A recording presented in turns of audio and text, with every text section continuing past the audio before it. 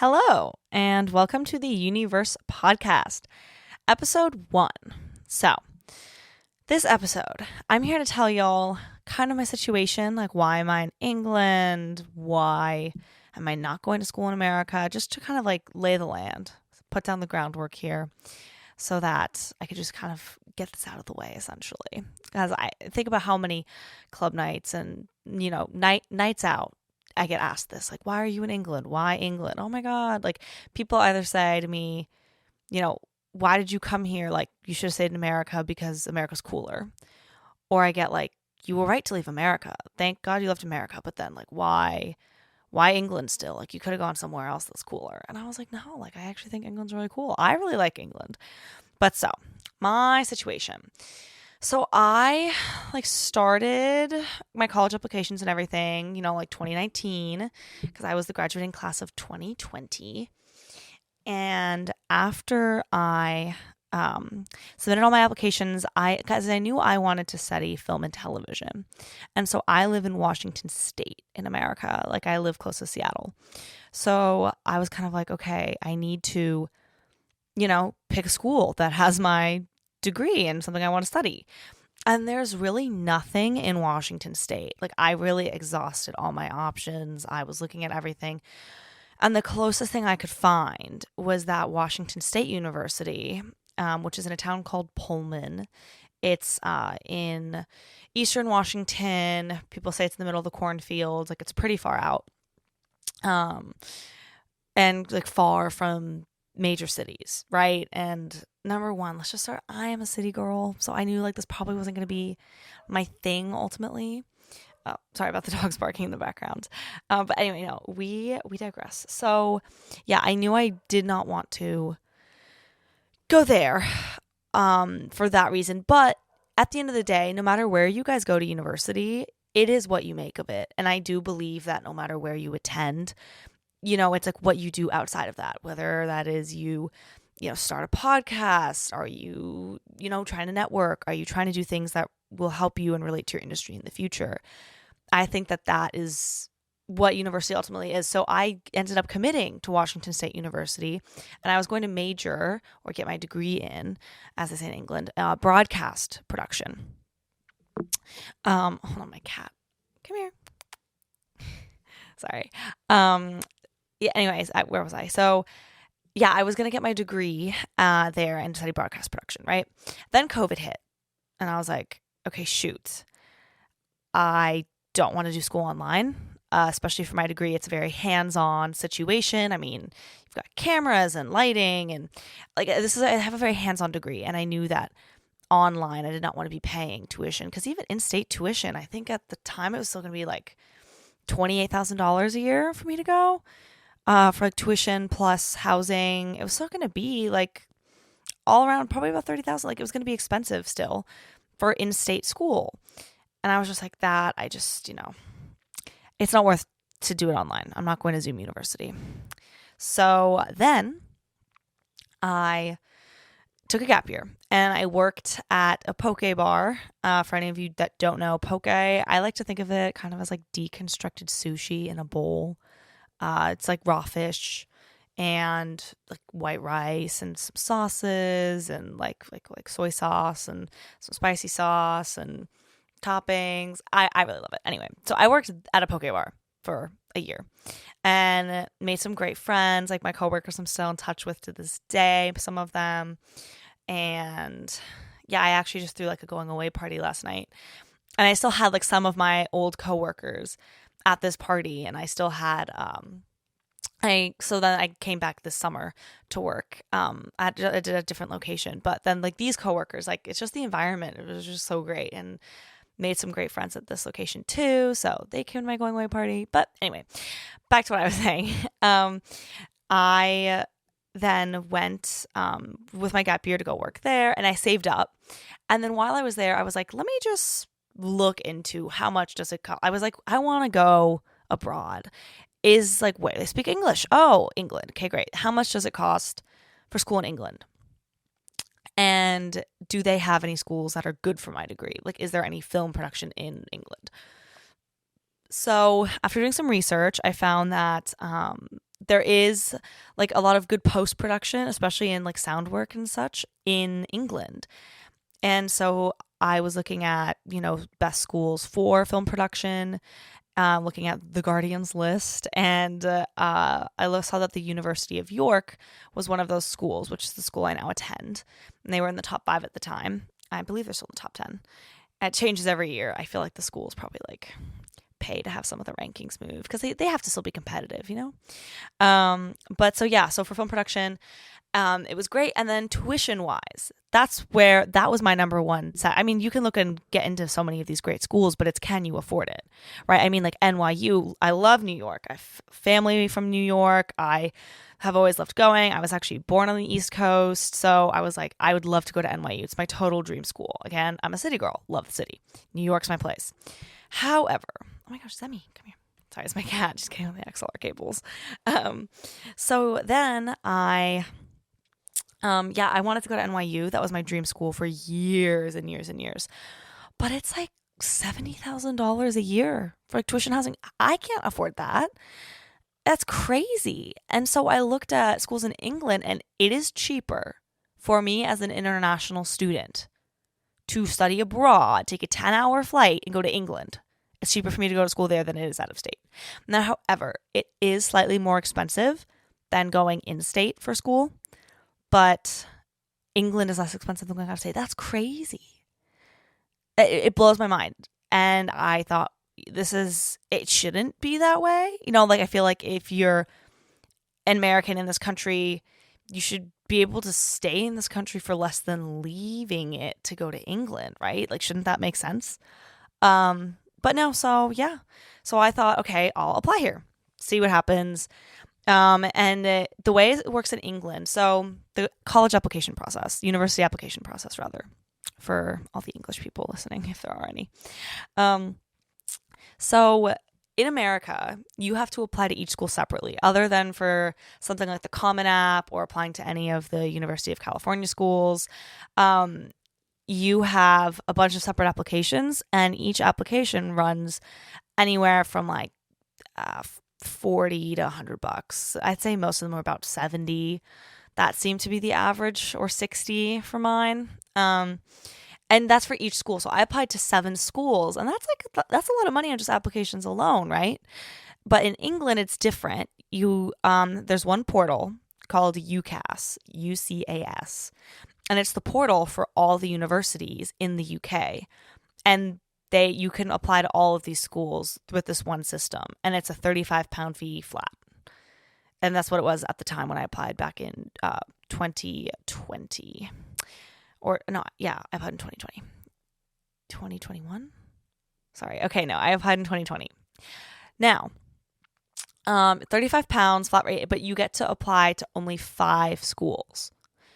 So each school, so you do the regular application, and it's an essay talking about like why you want to do your degree. And all these colleges, like, they read the same essay, or universities, they all read the same essay. And then from there, each university then might have additional things that you'll have to go make a portal on their site for, but there isn't an extra fee as far as I'm aware, at least for the ones I applied to. But you have your separate, for me, I had to do a portfolio for only a couple of the universities. So for me, that was like submitting, some of them wanted like photography, others wanted short films that I'd made. Just seeing like access to my portfolio is basically what I was giving them. So then from there, the universities will, they have something called conditional and unconditional offers if you do get accepted.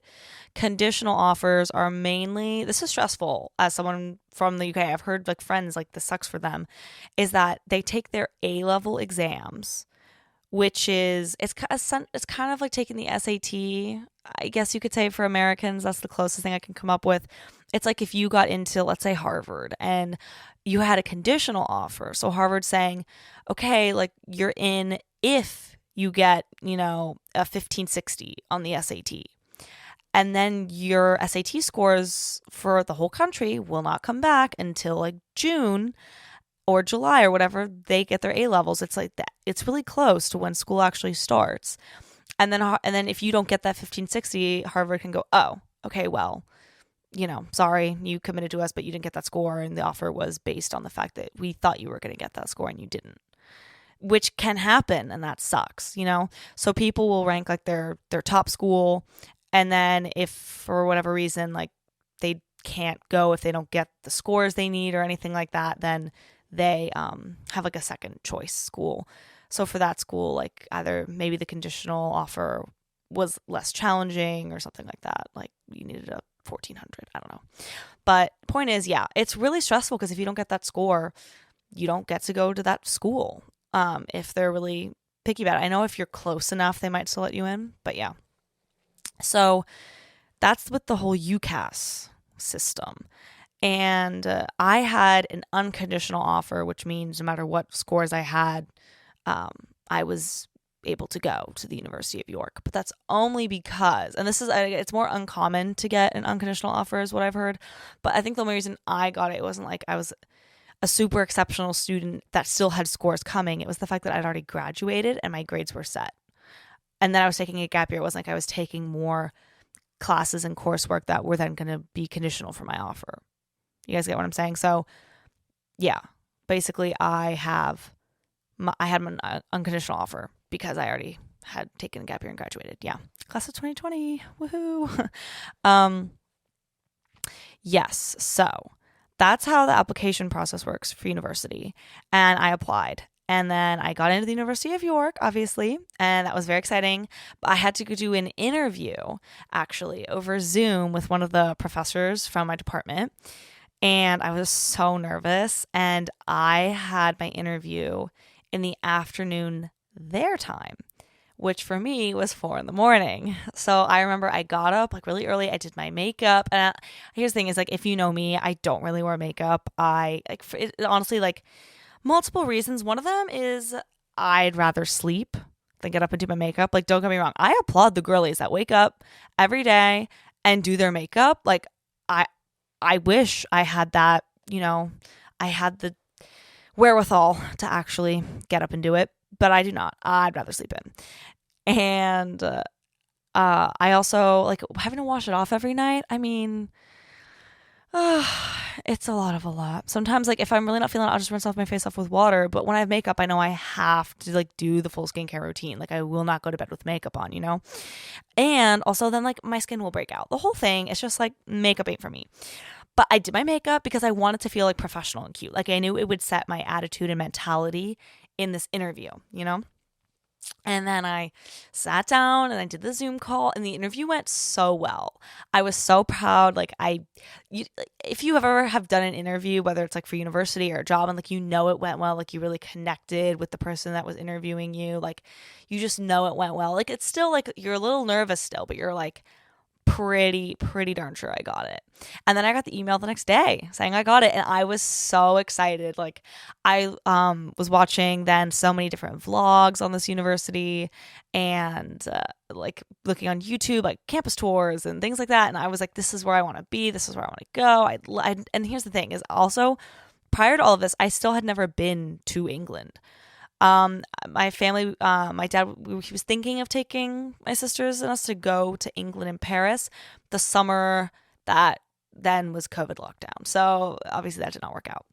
But so I had never been, and I don't know, just something about it was just speaking to me. I was like, York seems like a town like I would actually love to be in. So, and again, like there is the romanticizing a town before you go, right? Like before you go to university. You have to remember and think like these are just normal people doing normal things. Like you're still going to have to, clean the shower, wash dishes, like that stuff. Like it isn't like washing them in England suddenly makes it better. You know what I mean? Like you have to remember and remind yourself no matter what place you're romanticizing, like do try and be a little realistic. Like it is just a place. You're still going to have to do the not sexy things. You know what I mean? Anyway, so yeah, then I had to convince my parents to let me go. That was another issue to tackle because, again, tuition still costs more than going in-state. So kind of looking at financials, breaking down, because I also have 2 younger sisters that also will be attending university, as far as I'm aware. So it was a lot to consider. And when my parents eventually did agree, And I was like, wait, so I'm going? And I remember I was in the kitchen with my dad, and my mom was on board with this. Her biggest qualm with me going, she was just like, you're going to be so far. And it is far, especially being West Coast. I'm not even East Coast, which from there is like 5 or 6 hour flight, I believe. But West Coast, yeah, no, it's a 10-hour ordeal. And then with a layover, it could be like 13.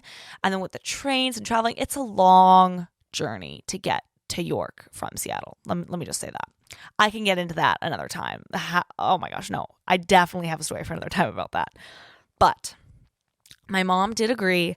And my dad, I was in the kitchen with him, and he was like, yeah. I was like, when you go to England, blah, blah, blah. And I was like, wait, I'm going? And he goes, yeah. And I was like, wait, I'm going? So I told Washington State University that I wanted to withdraw because they had like a spot held for me with my gap year, right?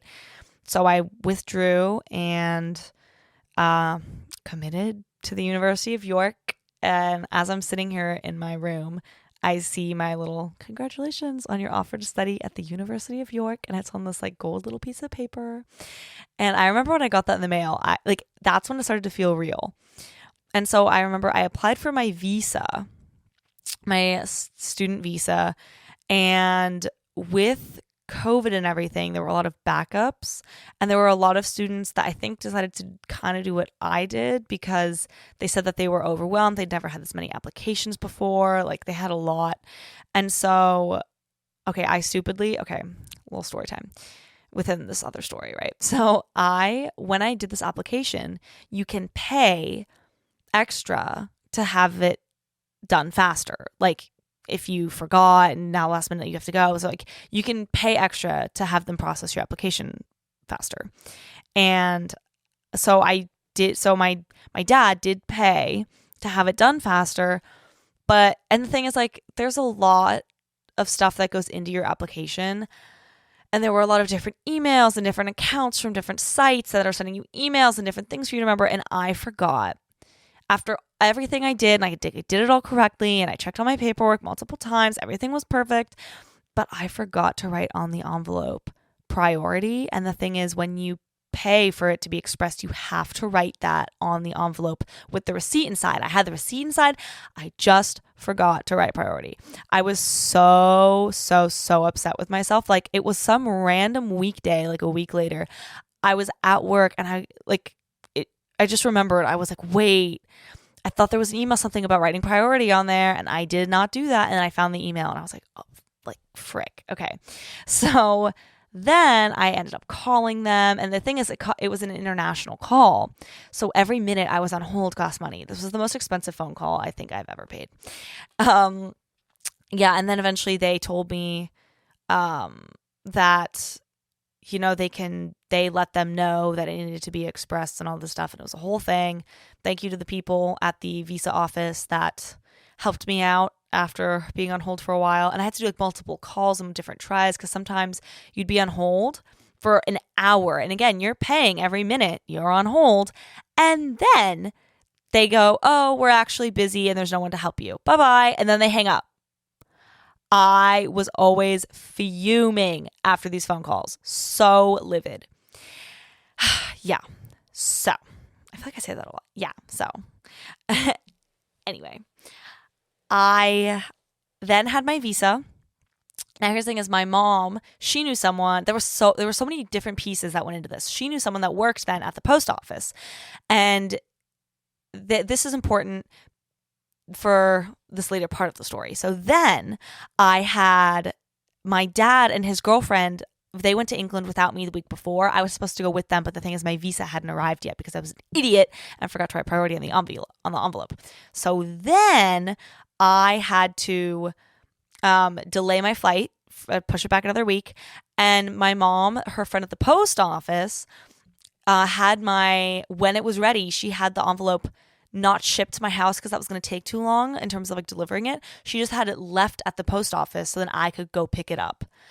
And the thing is, I really didn't think it was going to arrive. So the day of my flight, I was supposed to leave in the early to late afternoon. And I had my visa sorted then. I was like, wait, I'm leaving today. So I went to go get it. And the thing is, I was ready that morning to change my flight for another week. I was so shocked that I was actually leaving, throwing my stuff in suitcases. It was a whole thing. And yeah, I packed up and then I left. And it was so tearful. I don't think I've ever cried that much my entire life. I was really surprised. I know that for me, traveling far away from family wasn't the scary part. For me, it was more the fact that it is a chapter ending in your life, that, you know, you and your siblings and your parents, you're never all going to be in one place again. And then with your pets, and like, you don't have to coordinate who has work off at this time and anything. Like, that's the rest of our lives now. I mean, so far I'm still the only one that's left home, but it'll never be that. And that, I think, is what really hit me. And I could not stop crying. And I'm not a crier, which is so funny. And I'm not saying that like, oh, like, I don't cry. Like, I'm built different. Like, no, I don't know what it is. Like, I do get sad, you know. But sometimes I don't want to be happy. No, I just, yeah, I don't cry a ton. So then I could not stop crying, got to England, and I was so scared to speak at first. It was really funny. I was like, they're going to know I'm American. They're going to make fun of my accent. I already hate myself. And people definitely do make fun of my accent, but I'm still loud. And I get told I'm loud all the time. And like, yeah, I know I'm loud. And they're, oh, like the American, like she's so loud. Teagan's loud. That's what I hear a lot. And you know what? Like, yeah, I know I am. Like, I'm just going to own it. Yeah, I'm that bitch. And like, I will say the only place I do try to be quiet is the library. So that, and like, what, a funeral. I am quiet when I'm supposed to be quiet, but that's just my personality. I'm a loud and boisterous person. So yeah, so then we're gonna leave y'all there. This is already, you know, a good length episode. I don't want these to be too long for you guys. Well, we're gonna leave my that's how I got to England story there. So much happened to me, and so much, you know, culture shock and things that I did experience in that first year. That's going to be so fun. I cannot wait to share some of these stories with you guys. Some of them are really, really ratchet, so definitely stay tuned. And yes, that is where we're going to leave that. And do not forget to like, follow, subscribe, all the things. And you can listen to this podcast anywhere podcasts can be found. That includes Spotify, Apple Podcasts, iHeartRadio, all the above. And also, you can follow us on Instagram at The Universe Podcast. And you can also DM us for any stories or advice segments that you would like to share or need advice and help on. And yes, thank you so much for listening. And I will see y'all next Thursday. Bye.